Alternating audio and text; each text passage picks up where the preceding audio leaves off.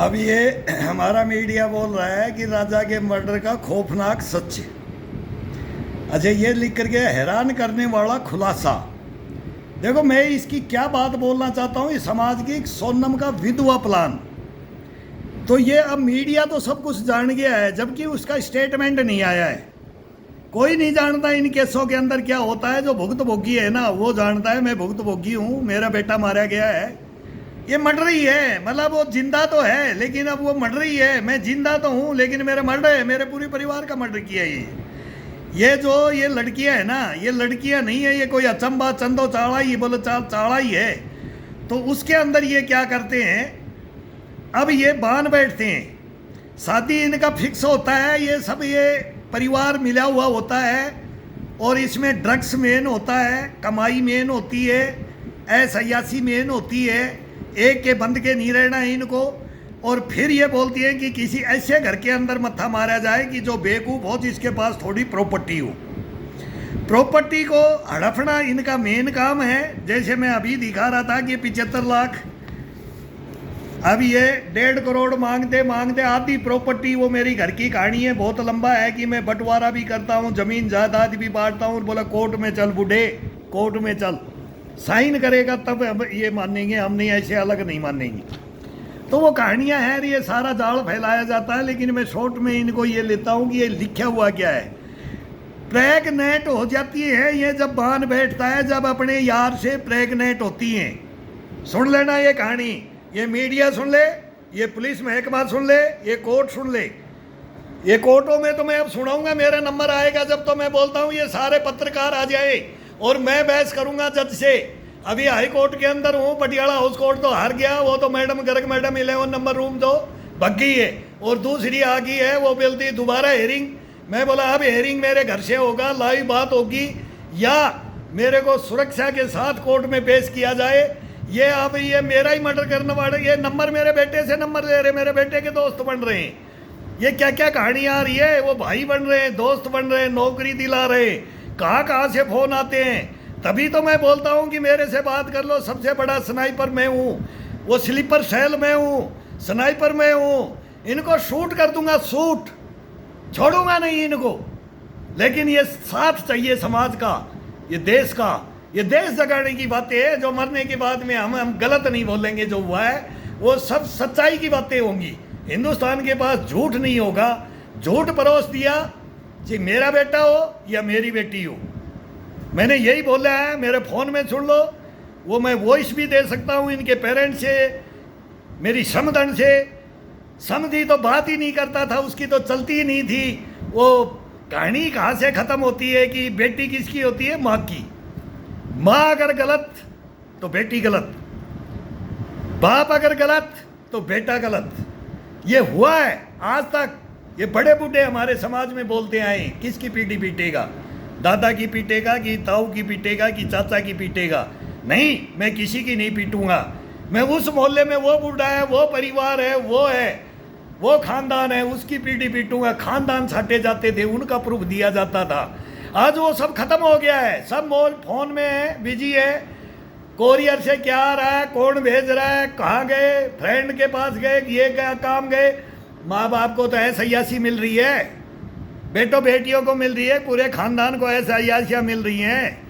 मरे तो ये तो दूसरे को मारते, बोले मेरे को ब्याह दे कहीं भी, फिर मैं देख लूँगी उसको। अब ये मेरे पास में इसने क्या किया, इसने प्रेग्नेंट किया उसको। ये दिल्ली पुलिस क्राइम ब्रांच है, ये ड्यूटी है दिल्ली पुलिस की, ये रिस्पॉन्सिबिलिटी आदमी, मैं बोलता हूँ रिस्पॉन्सिबल है। ये प्रेग्नेंट करता है और यही थाना खरीदता है, यही कोर्ट खरीदता है और यही बोलता है कि मैं लड़ाऊंगा, उसको देख लूंगा वो फौजी कौन है।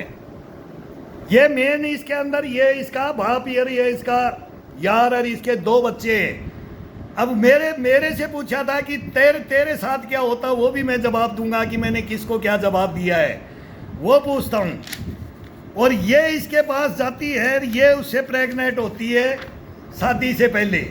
और जब मैंने 10 दिन के अंदर ही ये पूरा क्लियर इनको पकड़ लेता हूँ बात करते हुए, और बेटा अंदर सो रहा है, मैं अपनी वाइफ को बोलता हूँ कि तू सुन, तेरी कौन सी पुत्र वधू बात कर रही है। कौन सी बात कर रही है? दो पुत्र वधुएं आती है, दोनों ऐसी आ जाती है। वो एक को तो केस, वो सरपंच सलूट मार के गया, मैंने उसको सलूट मारा कि तेरी गलती नहीं है, 1 मिनट में उठा ले गया। और दूसरी खाप पंचायत जबरदस्ती फैसला करवाती रही कि तू हाँ कर ले, अगर मैं रखूंगा। अरे रखूंगा तो मेरा मर्डर होगा, मेरे बेटे को मरवाएंगे तुम समझते क्यों नहीं? फिर उनको समझाया और वो समझे और वो फैसला कर दिया। लेकिन फिर ये दिल्ली पुलिस पावरफुल, फिर ये इंद्रपुरी थाना खरीदते, जयपुर का थाना खरीदते, धुआंधार चलता है, तोड़ते हैं कि इसको लॉकअप में डाल दो, एक दफा इसका गुरूर तोड़ दो। ये मेरा गुरूर तोड़ने के लिए लॉकअप में बंद करवाते हैं। मैं सच्चों से मिलता हूँ और करदनी का मैं बोलता हूँ, 1 नंबर वो बात की, 1 नंबर तुरंत मेरे को पेश किया करदनी थाने का। लेकिन हाँ, इंक्वायरी अफसर वो 2 पैसे का आदमी, 2 कौड़ी का आदमी है, और मेरा ही धर्म, जाति धर्म का मैं बोलता हूँ कि यदुवंश के ऊपर तू कलंक है सतीश। तू अभी स्टार लगा दिया, तू राजस्थान पुलिस के अंदर कलंक है, मैं तेरे को बोलता हूँ। अरे सोचो समझो इस समाज की बातों को। बेटी ब्याह ली, बोले मैं तेने भी ब्याह ली, मैंने ब्याह ली। अरे हमें भी ऐड करा करके मैंने बेटी ब्याही है, तेने भी ब्याही है, तो तू मेरे को क्या शब्द बोलता था? जबकि मैं तेरे को चैट नाइट पढ़ा दिया, अब तो मैं तेरे को ये फोटो, ये तो कोर्ट के बाद में तू ही नोटिस देने आ रहा है। अरे तू ही भैंस बदल के मुँह काट के कि अंकल कुछ बोल ना दे, तू मेरे पास बैठ जाता है। अगर ये बड़ा भाई तेरे को ताना ना मार दे, तब भी तेरे को मैं चाय पिलाता हूँ और मैं बोलता हूँ सतीश तू समझा नहीं, तो समझा नहीं। अरे नौकरी करो, अरे टीएडीए मिलता है, तनख्वाह मिलती है, अपना फर्ज निभाओ रे।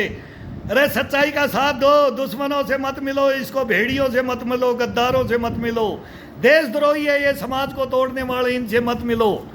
ये क्या, ये लव जिहाद कर रहे अपना समाज के अंदर। जिहाद देख लो, कौन सा जिहाद भटक रहा है। मैं बोलता हूँ डीएनए चेंज कर रहे हैं, डीएनए। मैं खा पंचायतों में डीएनए की बात करता हूं कि मेरे ये डीएनए होगा, बोला इस बच्चे का क्या करोगे, ऑपरेशन करा दो। मेरे को बोल रहे जयपुर में ऑपरेशन करा दो, मगर जयपुर में ऑपरेशन नहीं होता है, ना मैं किसी के पास जाऊंगा। अब तुम देखोगे, इसको जन्म दो, अगर ये मेरा ब्लड हुआ तो मैं इसको बाप दादा का सम्मान दूंगा, प्रॉपर्टी में हिस्सा दूंगा, लेकिन इसको तो मैं नहीं रखूंगा। इसके कारनामे तो मेरे पास है, ये तो कैप्चर है। अगर ये ब्लड मेरा हुआ मैं रखूंगा, लेकिन इन्होंने 7 महीने बाद में दिल्ली ले जा करके 7 महीने बाद में इन्होंने ऑपरेशन कराया। तब मैं केजरीवाल को बोलता हूँ, रहते ने दिल्ली को क्या बर्बाद कर दिया, वो मोहल्ला क्लिनिकों में क्या होता है। फिर ये महिला आयोग में मैं बेटे को पूछता हूँ, मैं बोला तू महिला आयोग में एक क्वेश्चन करना, पेरेंट्स को नहीं बुलाता है महिला आयोग। ये बच्चियों को ये नर्वस करते हैं कि थोड़ा दिन की हाँ नैन मटक्का हो जाए, ये दोबारा एक हो जाए और फिर इनकी गाड़ी चले। इनको तो ये तो मरवाने का काम करती है महिला आयोग, और ये कोर्ट और ये पुलिस ये मरवाने का काम करती है, कोई न्याय नहीं करते है। हिंदुस्तान में कोई न्याय नहीं है। मैं प्रूफों के साथ में खड़ा हूँ। ये क्या तो रिश्वत मांगते हैं, और क्या मैंने इनको क्या बोला है, क्या दिया है, क्या नहीं दिया है, वो मेरे सामने है इनका। मैं नहीं देता रिश्वत, देता हूँ तो वापिस देख करके भी छीन लेता हूँ। मैं इनको देखता हूँ कि हाँ ये वो है या नहीं है। तो मैंने ब्रिगेडियर तक को नहीं छोड़ा, ये किस खेत की मूली है, ये पुलिस है ये किस खेत की मूली है, ये कोर्ट किस खेत की मूली है। जो अपने कर्मों धर्मों पे नहीं चले उसको बख्शो मत, हार मत मानो, टूटो मत, रो मत, गिड़गड़ाओ मत, मजबूत होकर के खड़े हो जाओ। हिंदुस्तान के सामने तुम्हारे को कोई हराने वाला नहीं होगा। सच्चाई हमेशा जीतेगी, सच्चाई तुम्हारा मान सम्मान बढ़ाएगी। अगर तुम गिर गए और टूट गए, गर्दन झुका ली, तुम मारे जाओगे, जिंदगी भर रोओगे, पछताओगे। तुम चारपाई में सड़े यही सोचोगे, सड़ते रहोगे। अगर मैंने बहुत भारी गलती की, मैंने ये समझौता कर लिया, सच्चाई के ऊपर समझौता मत करो। और करना है तो वो लिखित में ले लो, जैसे मेरे को सरपंच देख करके गया है। एक सरपंच मेरे को देख के गया है, महेंद्रगढ़ से मेरे को एक सरपंच देख के गया है। और ऐसे ही इन्होंने लिख करके नहीं दिया, ये मुंह जबानी बोल के फैसला करके तो बोला कोई नहीं, अब आगे फिर इसको तंग करो, फिर इसको फंसाओ। ये हम फंसाने के लिए तो हम खड़े हैं, हम ताकतवर हैं, हम बाहुबल हमारे पास है, तो बाहुबलियों से लड़ रहा हूँ। देखूंगा किसके बाजू एक कातिल डायलॉग भी मारते ना, वो चंद्रशेखर आजाद, भगत सिंह, राजगुरु, सुखदेव नहीं पढ़ा है इन्होंने कुछ नहीं पढ़ा। राजा हरिश्चंद्र नल दमयंती भीखा पड़ गया तो बोला खुट्टी भी हार निकल गई थी। अरे वो फिर खुट्टी उगलेगी, लेकिन टूटो मत, गिरो मत। तुम भी इनके साथ गंदी नाली के अंदर मत जाओ। मत जाओ। अगर परिवार को उसके अंदर ले जाओगे तुम्हारा भी परिवार वही बनेगा। काट दो इनका पत्ता, तुरंत काट दो। और मैंने काटा है, दो का काटा है, एक का नहीं, ये दो। ये ड्रम में बंद करने वाली, ये पिकनिक में घुमा करके, अब ये राजा का ये मर्डर करने वाली, इनको दो को बंद किया है मैंने, दो को किया। और हिंदुस्तान के सामने आऊँगा, ये लाऊंगा, नजीर बनेगा। वो बेटे गए, वो बेटियां भी जाती हैं, वो भी मेरी है। मैं बोला बेटा तू मेरी बेटी समान है, लेकिन मेरे को ऐसा शब्द मत बोल। तू मेरे को क्या क्या टॉर्चर किया है ना। इनके मुंह में जो आए वो ये बकवास करती है, ये बोलती है ना। मैं बोल नहीं सकता, इसके अंदर बोल लूँगा तो गलत है। फिर मेरा इंटरव्यू होगा, वो भी सोचेंगे, बोल लूँगा कि क्या जारी करना चाहिए क्या नहीं। वो प्रत्यक्ष में होगा। धूम धड़ाका हुआ है, धूम धड़ाका। इसको बोलते हैं महाराणा प्रताप और शिवाजी और झांसी की रानी लक्ष्मीबाई। ये नाम बदनाम करना चाहती हैं झांसी की रानी लक्ष्मीबाई का। ये वेश्यावृत्ति करने वाली ये झांसी की रानी बोलती हैं। ताज्जुब की बात है, ये मैं रह गया कि इनके ये कहाँ से इनकी बुद्धि भ्रष्ट की जाती है और कौन करता है। तो ये करने वाले और करवाने वाले ये पेरेंट्स का काम है, पेरेंट्स का काम है। मैं बताता हूँ 100%। अगर मैं पेरेंट्स मजबूत नहीं हूँगा तो मेरा भी घर बर्बाद होगा। अगर मैं पेरेंट्स मजबूत था तो आज मेरे घर के अंदर डकैती नहीं डालने दी, मर्डर नहीं होने दिया, इज्जत नहीं जाने दी। हाँ, लोग बोलेंगे दुश्मनी बहुत होती है। दुश्मन सच्चे आदमी का साथी कोई नहीं होता है, उसके ज़्यादा दुश्मन होते हैं। वहाँ फिट बैठती है वो 90 की। अगर 90 इसको पागल बोलेंगे, 90 को हम पागल बोलेंगे। ये ज़माना आना चाहिए, तब इस ज़माने के अंदर ऊंच नीच का ज्ञान होगा और ये आने वाली पीढ़ियाँ समझेंगी और समझाएंगे इन पीढ़ियों को। और ये मिशन है मेरा, ये मिशन है। इसको भी चेक कर लो, ये प्रेग्नेंट पीछे से मैं तो बोलता हूँ पता नहीं क्या है, मेडिकल उडिकल होगा, ये सारा काम आ जाएगा। तब मैंने देखा वो कहानियाँ और फिर मेरे साथ क्या बीतती है मेरे को पता लगता है।